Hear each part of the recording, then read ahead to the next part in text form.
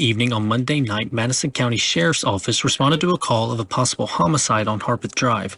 Tyeasha Starks was found shot and dead at the scene. While the investigation is ongoing, the family says they are worried about Tyeasha's 1-year-old son. They do not know where the baby is now. The family says they have not been given any information from the Madison County Sheriff Department. In the heart of Madison County lies a story that's both heart-wrenching and full of hope. It's about Tyeasha, a young woman whose life was suddenly turned upside down by a tragic event. But her story isn't just about sadness, it's about courage, love, and the fight for what's right. Tyeasha's journey will take you on a roller coaster of emotions, making you think about important things like fairness and kindness. It's a reminder that even in tough times, there's always a chance for things to get better if we stand together. So, come join us as we explore Tyeasha's story and discover the power of hope in the face of adversity. My daughter was murdered, senseless killing. He knew the days that he was supposed to be keeping my grandson. My daughter had just dropped him off that Monday morning. He called her in an irate state, stating that he was not going to be able to keep my grandson, and he knew that she was in class. So she went back to get her baby. The story revolves around Tyeasha Starks, a 22-year-old who was fatally shot at point-blank range during a tense baby custody exchange by her boyfriend's father, Tyeasha Curry.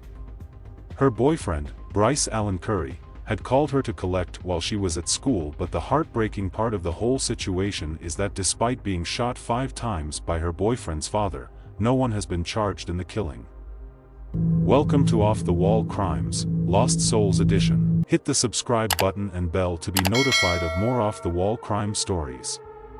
The relationship between Tyeasha and Bryce began to deteriorate after the birth of their son, leading to ongoing issues between them. They eventually agreed on a custody plan. Bryce would care for their son from Mondays to Wednesdays, while Tyeasha would take over on other days. On February 20, 2023, Tyeasha dropped off her son at Bryce's home in Jackson, Tennessee, as agreed. However, Bryce called her later, asking her to find alternative childcare due to his class the next day. Despite initial hesitance, Tyeasha, driven by maternal instinct, decided to retrieve her baby, even though it meant driving 2 hours each way. Bryce initially suggested sending Tyeasha's mother, Tara, but she was unavailable. Tyeasha, accompanied by a friend, drove to Jackson to collect her son, with another friend joining them. Upon arrival, tensions escalated between Tyeasha and Bryce's father, Tyeasha Curry, aged 44, resulting in a confrontation at the door. Accounts of the incident differ, with Tyeasha claiming Tyeasha was aggressive, while witnesses provide conflicting testimonies. Tragically, Tyeasha fired his gun at Tyeasha, striking her multiple times as she attempted to flee to her car. Despite her efforts, Tyeasha passed away shortly after she could no longer resist the pain of the gunshot. Despite police investigations, no arrests were made, leaving Tyeasha's loved ones understandably distraught and dissatisfied with the lack of accountability. On Thursday, approximately a dozen protesters with signs rallying at the state office building in Jackson, Tennessee. A Tennessee family is pleading for justice, bringing their demands to the district attorney's office. They are adamant that the individual responsible for the death of a young mother must be apprehended.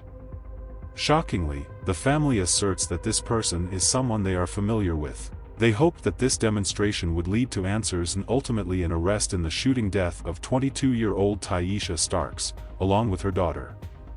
Nadia Blockett was in the car, waiting for Tyeasha, when she recalls there was an argument. She told him shut the up, and she was in the yard and he was at his door. He never stepped on the porch. And so when she said that, he got mad and the door had shut. And the witness acknowledged giving Tyeasha a stun gun as she stepped out of the car initially.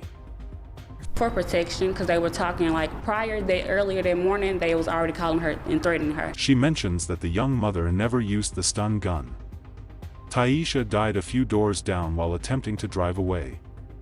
For them to have a gun, I feel like that was all planned. They did not have to do this to my daughter. She had her whole future ahead of her. However, the individual who fired the shots, and has yet to be officially identified by the authorities, has not faced any charges. We just want some answers. It's been 2 months, and we still haven't heard anything. They haven't called called us to let us know, how the investigation going. The Madison County Sheriff's Office sent us a press release saying the disturbance escalated and witnesses corroborated that Ms. Starks arrived with a stun gun and was actively arching the device when she was shot. They told us all information has been turned over to the District Attorney's Office. We contacted the Madison County District Attorney, Jody Pickens, who said no decision has been made on charges. This lack of progress prompted protesters to gather at the DA's office, though they were unable to proceed beyond the lobby. Even protesters from Memphis have joined in, echoing the call for justice. They also marched to the county mayor's office but were halted at the entrance. However, they did manage to capture the attention of the Jackson City mayor. I have no authority over DA's office or the sheriff's department, but I can ask questions, and so that's what I'm going to do. After persistent efforts, they claim to have finally spoken with the Madison County Sheriff's Office, which has pledged to meet with the family the following week. This district attorney, even the mayor, we want answers. And whoever we need to be held accountable, we're going to do that. The sheriff's office reported that they've shared all the information with the district attorney's office. Any decision on charges will come from them. When contacted, Madison County District Attorney Jody Pickens stated that no decision has been made yet. This lack of progress prompted the Tyeasha's family to protest. Tyeasha was set up. They wanted to kill that girl. And if it was up to me, the daddy would be in jail, the mama would be in jail, and Tyeasha baby daddy would be in jail. I don't care because the granddad shot her. All they ass to be in jail. Because you mean to tell me it was your day for to keep your child. You steady blowing this girl phone up while she at school trying to get her education, trying to make a living for her and her kids, trying to make the best life possible. It's giving you a hater. But we ain't gonna talk about that. Y'all did all that knowing that it was court order for this man to keep this baby. So when she being a mama, her being a mama, because that's what a mother would do. Me as a mother, I would leave if somebody keep calling me talking about come get your child, I want to keep my child, court ordered or not, I'm going to leave and I'm going to go get my baby. You see what I'm saying? So when she get there, y'all get into an altercation, which y'all already knew was going to be an altercation because the relationship with the family was toxic as fuck anyway. Like, y'all knew that. He decided to go in the house and get a gun and shoot this young lady compared to him, little girl. And as a man, yeah, she was set up, and that shit was definitely premeditated, and I don't understand how ain't nobody in jail, because the whole house would be fucking locked up if I was on the motherfucking force. Y'all talk so much shit about bitter baby mamas, but let's talk about these crazy-ass, mental patient-ass bitter baby daddies. Justice for Tyeasha. Talking about a mother's love is easy. However, the difficult part begins when she confronts her new reality. Maybe 5 or 6, and possibly more than that, because she's going to call me while she's in class. I just feel like my daughter was robbed of her life. She was robbed of all her accomplishments. Tara Harris. After the incident, Bryce and his parents moved to Texas, taking Tofu along with them. Unfortunately, Tyeasha's family wasn't permitted to see their grandson. Tara Harris, Tyeasha's mother, expressed her concerns, particularly since the man who killed Tyeasha was now responsible for her son. However, several months later, the families reached an agreement, and Tara Harris was able to spend some time with her grandson. Here is what she stated about, "This morning, I'm filled with overwhelming joy. I want to express my gratitude to God for orchestrating this moment. After enduring 4 months of emotional turmoil, crying, praying, fasting, and crying some more, I am beyond elated to have the opportunity to spend time with my grandbaby. Words cannot fully capture the depth of my excitement. This experience is yet another testament to God's control and favor in my life. I will remain steadfast in my faith and extend my heartfelt thanks to everyone involved." Once again, the Madison County District Attorney's Office has confirmed that there are no new updates regarding the case, and it remains under investigation. Tyeasha's story carries a multitude of moral lessons.